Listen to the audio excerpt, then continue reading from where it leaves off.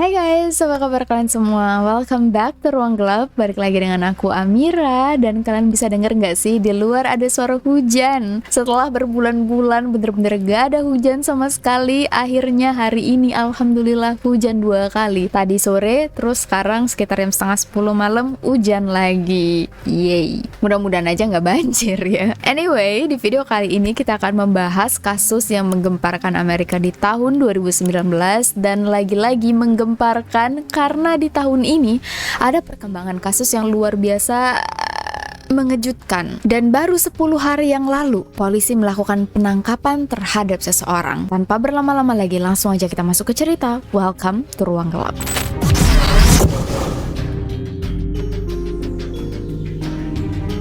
Di Glendale, Arizona, Amerika, tinggal satu keluarga yang terdiri dari seorang ibu bernama Jessica, suami bernama Ivan, dan anak perempuan bernama Alicia Navarro. Alicia adalah anak kandung dari Jessica, tapi bukan anak kandung Ivan. Dan Alicia sedikit spesial. Dia menderita autisme, tapi sangat high functioning. Autisme itu kan ada level-levelnya ya, dan Alicia itu bisa dibilang level yang paling rendah. Dia bisa mengurus dirinya sendiri, mampu mengikuti pelajaran di sekolah meskipun emang agak sedikit terhambat, tapi memang keterhambatan utamanya itu ada di interaksi sosial dan anxiety. Alicia benar-benar menjalani hidupnya dengan rutinitas yang strict, sangat picky. Milih baju itu benar-benar harus hati-hati. Dia nggak punya banyak baju karena emang kalau milih baju, Alicia tuh benar-benar pengen sesuai dengan apa yang dia mau banget. Kadang-kadang dia pakai baju yang sama berulang-ulang kali. Jadi ibunya harus selalu mencuci dengan cepat biar bisa dipakai oleh Alicia. Begitu juga dengan makanan. Alicia nggak suka mencoba hal-hal baru. Pokoknya dia kalau misalnya suka makan ikan, ya dia mau makan ikan aja. Cuman di momen-momen tertentu dia bakal memberanikan diri untuk mulai mengenal makanan lain. Jessica dan Ivan sayang banget dengan Alicia. Hampir setiap hari yang nemenin Alicia terapi adalah ibunya, Jessica. Dan karena Alicia tidak bisa terlalu bersosialisasi, dia nggak punya banyak teman. Alicia lebih banyak di rumah. Dan dia nggak punya masalah sama sekali dengan ibu dan ayah tirinya ini. Bisa dibilang, ibunya adalah sahabat baiknya.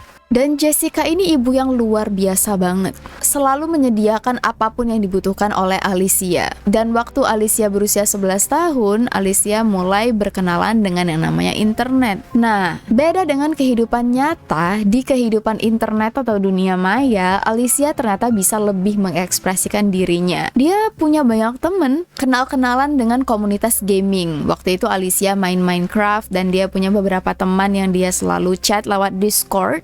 Dan jujur Jessica merasa lega. Ternyata anaknya bisa berkomunikasi dengan orang lain, meskipun memang lebih nyaman saat tidak bertatapan muka secara langsung. Jessica juga selalu mengawasi kapan Alicia main game, dengan siapa dia ngomong, chat-chatan, soalnya kan namanya anak di bawah umur ya. Dan Alicia ini sangat mudah percaya dengan orang. Namanya juga anak usia 11 tahun ya. Ditambah lagi, karena Alicia tidak punya banyak pengalaman berteman, orang-orang yang dia kenal adalah orang-orang baik yang selalu bisa dia percaya. Jadi Alicia mudah percaya dengan orang lain. Ibaratnya yang dia tahu semua orang tuh baik. Nah, suatu hari waktu Jessica ngecek apa yang ada di dalam komputer, Jessica kaget.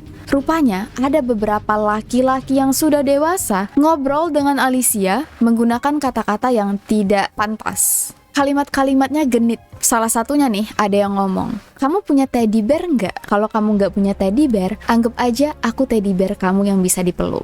Ini konteksnya Alicia berusia 11-12 tahun. Sedangkan yang ngomong ini bapak-bapak. Tentu aja Jessica khawatir dan takut. Saking takutnya dia ngelapor ke polisi. Dia bilang anakku digoda oleh orang predator di internet. Tapi waktu polisi mendengar laporan ini, mereka bilang, "Bu, maaf nggak bisa diproses. Orangnya kan cuman menggoda ya, belum ngapa-ngapain. Jadi ya belum dihitung sebagai kejahatan." Hal inilah yang membuat Jessica sempat melarang Alicia untuk pakai internet lagi. Tapi rupanya setelah dilarang, perkembangan sosialisasi Alicia justru menurun.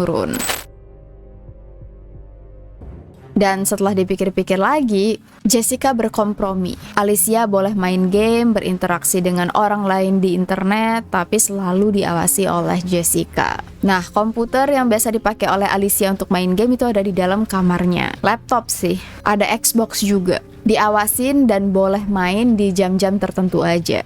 Waktu Alicia berusia 14 tahun, dia mulai SMA, Alicia mulai menunjukkan tanda-tanda perubahan. Yang awalnya nih, kalau misalnya bangun tidur langsung mandi, pergi begitu aja ke sekolah. Sekarang, berusaha pakai outfit yang kece. Dia juga minta beliin make up, minta beliin buku komik, mulai mempercantik diri dan punya hobi. Jessica nggak berpikir yang aneh-aneh. Dia seneng anak perempuannya bertingkah layaknya remaja perempuan lain. Alicia mulai punya teman di sekolah dan pernah juga minta izin pergi ke mall untuk ketemuan dengan 2 temannya yang dia kenal dari internet. Dikasih izin oleh Jessica. Sejauh ini, Alicia benar-benar berkembang pesat. Tapi rupanya ada sesuatu yang dirahasiakan oleh Alicia.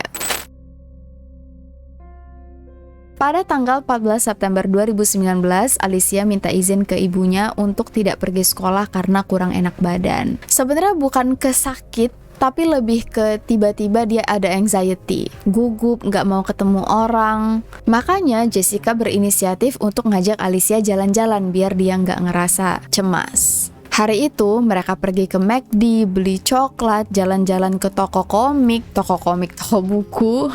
Bener-bener seharian ibu anak ini menghabiskan waktu yang sangat menyenangkan. Begitu pulang ke rumah, Alicia izin untuk main game. Waktu itu udah malam. Alicia main game di kamarnya sendiri, sedangkan Jessica duduk di ruang tamu sambil nonton. Nah, sekitar jam 2 malam, Alicia turun dari tangga. Dia ngeliat ibunya masih bangun.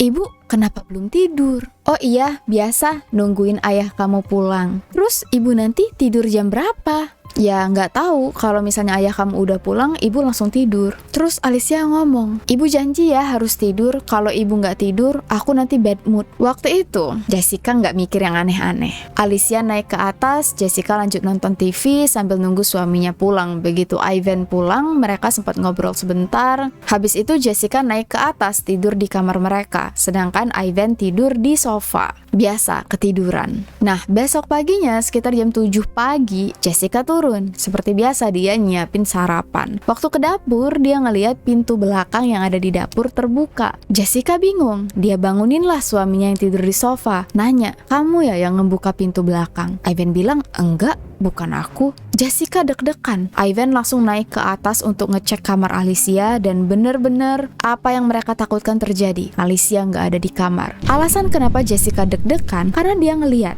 ada jejak kaki yang keluar dari rumah. Jejak kaki itu masih nyeplak di halaman, mengarah ke tumpukan batu bata, kayak ada sampah-sampah halaman belakang gitu, yang kayaknya dipakai untuk manjat pagar belakang. Ivan panik, Alicia hilang. Waktu mereka cek keluar, di tempat panjatan tadi, di luar itu rupanya ada beberapa kursi yang ditumpuk. Dan insting Jessica nih, sebagai ibu langsung tahu, Alicia kabur dari rumah, dan dia udah ngerencanain ini dari awal.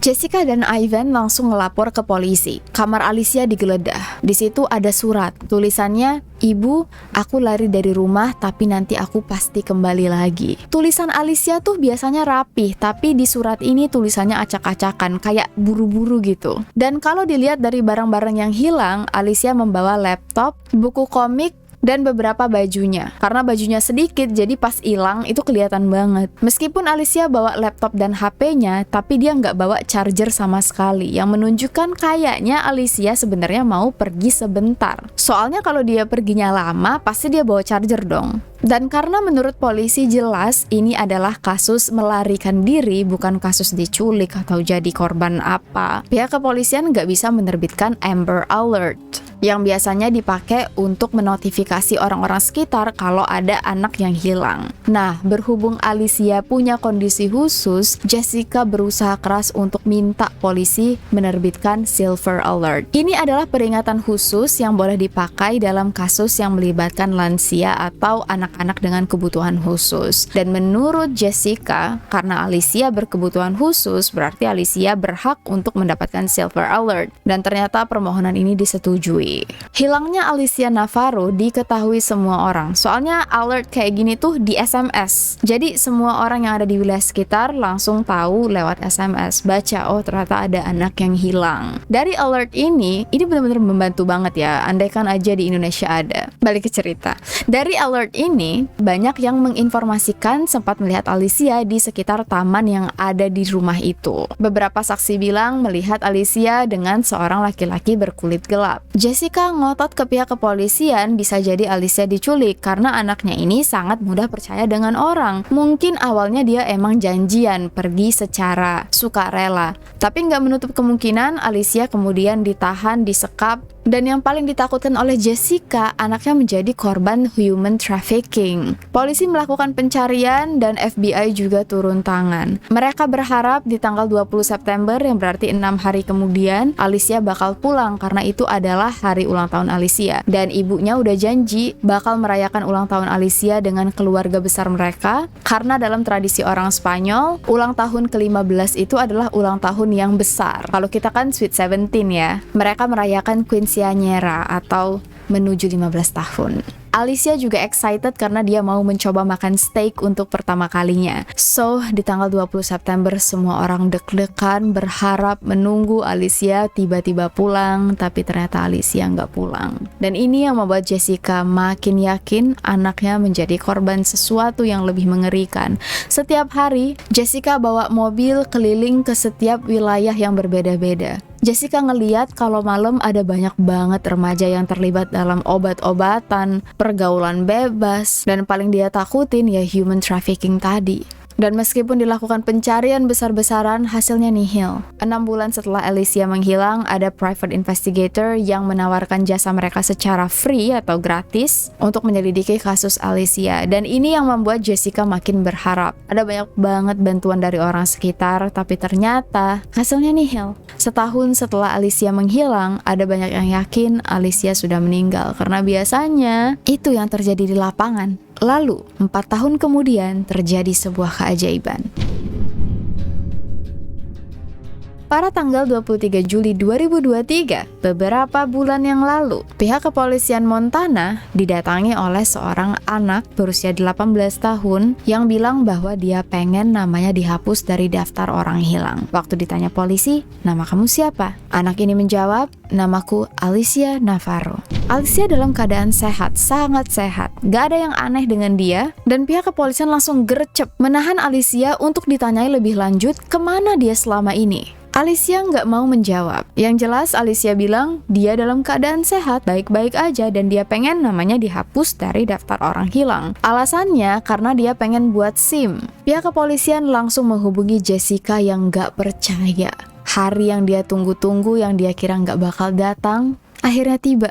Tapi yang membuat Jessica kaget, kok bisa Alicia ada di Montana, tepatnya di sebuah kota yang sangat dekat dengan perbatasan Kanada. Bener-bener jauh dari rumahnya. Alicia yang sekarang berusia 18 tahun udah kelihatan sangat dewasa. Dan karena dia nggak dalam kondisi butuh bantuan, polisi nggak bisa menahan Alicia. Toh sekarang Alicia juga sudah dewasa, sudah 18 tahun, jadi polisi nggak punya hak untuk menahan dia. Alicia nggak langsung dipertemukan dengan keluarganya. Pihak kepolisian mencari info lebih lanjut kemana dia selama ini. Polisi mulai mengumpulkan saksi-saksi, lebih tepatnya tetangga, orang sekitar di mana Alicia tinggal. Semua tetangga mengaku Alicia tinggal dengan pamannya, seorang pria bernama Edmund Davis, atau biasa dipanggil Eddie, seorang pria berusia 36 tahun. Yang diketahui oleh orang sekitar, Alicia adalah keponakan dari Eddie, soalnya mereka ngakunya kayak gitu. Alicia selalu nyebut Eddie sebagai pamannya. Tapi, banyak yang gak percaya, karena keduanya kelihatan kayak pacaran. Mereka tinggal berdua aja. Dan sehari sebelum Alicia mendatangi kantor polisi, tetangga sempat mendengar suara ribut-ribut. Suara Eddie dan Alicia, dan sempat ngedengar Alicia ngomong, "Aku akan segera kembali." Setelah mendapatkan informasi ini, pihak kepolisian langsung mengadakan penggeledahan. Nggak tanggung-tanggung, FBI yang menggeledah. Karena ada kecurigaan, Eddie menculik Alicia waktu berusia 14 tahun, yang berarti kejahatan terhadap anak kecil. Eddie dan Alicia dibawa ke kantor polisi, dan pihak FBI yang melakukan penggeledahan menemukan beberapa barang yang mengejutkan. Eddie menyimpan dokumentasi berupa foto-foto anak-anak di bawah umur, termasuk foto seksual anak berusia di bawah 5 tahun. Polisi nggak bilang apakah mereka menemukan foto-foto Alicia di situ, tapi yang jelas Montana adalah salah satu negara yang sangat ketat peraturannya apalagi terhadap predator. Menyimpan dokumen pornografi anak di bawah umur bisa dikenakan hukuman setidak-tidaknya 100 tahun di penjara, itu minimum.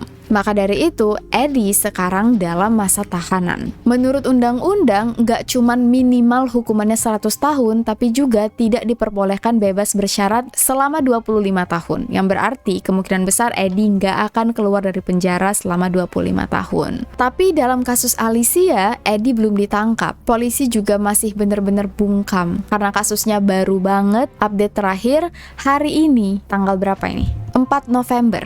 Berarti kemarin, tanggal 3 November, Alicia akhirnya dipertemukan dengan ibunya. Baik dari pihak Jessica maupun Alicia masih belum mau menyuarakan apa yang terjadi. Ada banyak banget orang yang meneror, nanya, sebenarnya gimana sih kronologinya? Apakah Alicia diculik atau memang kabur dengan kemauan sendiri? Tapi kayaknya keluarga ini butuh privacy. Kelihatan jelas, banyak yang percaya Alicia di grooming. Alicia nggak sadar apa yang dilakukan oleh Eddie adalah sebuah kejahatan. Dia nggak sadar bahwa dia di grooming waktu itu usianya 14 tahun. Dan bisa jadi kemungkinan Alicia benar-benar disekap, diculik, tapi mengalami Stockholm Syndrome yang membuat dia jatuh cinta dengan penyekapnya. Bayangin, ini bapak-bapak 36 tahun umurnya sekarang. Berarti waktu Alicia hilang umurnya berapa? 32 tahun. Pria berusia 32 tahun mana yang normal untuk naksir dengan anak berusia 14 tahun? Dan jelas-jelas ini tuh tindakan ilegal. Kasus ini membuat aku inget dengan salah satu kasus di Indo yang pernah viral di tahun 2020,